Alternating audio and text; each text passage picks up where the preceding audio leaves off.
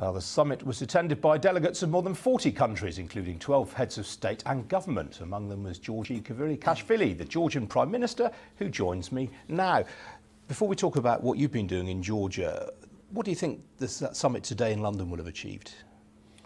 Well, I think, first of all, this was very important timing for having this summit. It was an important initiative put forward by Prime Minister of United Kingdom. As it was very well put by Prime Minister, there are three main facets. This is transparency, this is enforcement, and cultural change, fueled by new technologies and political will, of course. That is what makes anti-corruption engine work.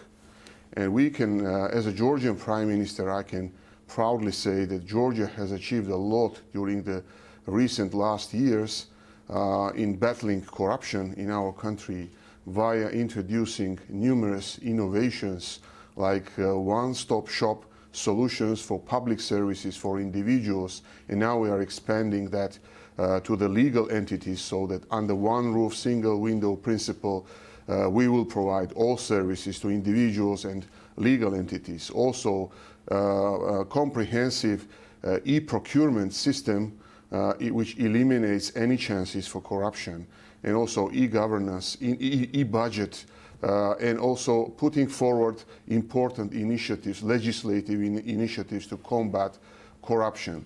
All together changes the culture in the country and also eliminates chances of corruption. One important innovation that was put forward very recently, this is constant monitoring of asset electronic declarations of high government officials.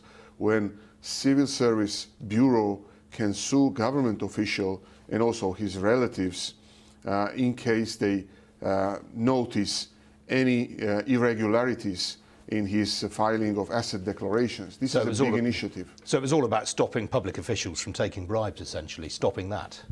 Absolutely, and I can say that according to various observations of reputable institutions, I can say that World Justice Project ranks Georgia first out of 13 Eastern European and Central Asian countries with the lowest corruption rate, and also 29th out of 102 countries worldwide. Global Corruption Barometer survey done by Transparency International says that only 4% of those polled in Georgia stated that they had paid bribes. This is a very low rate of corruption.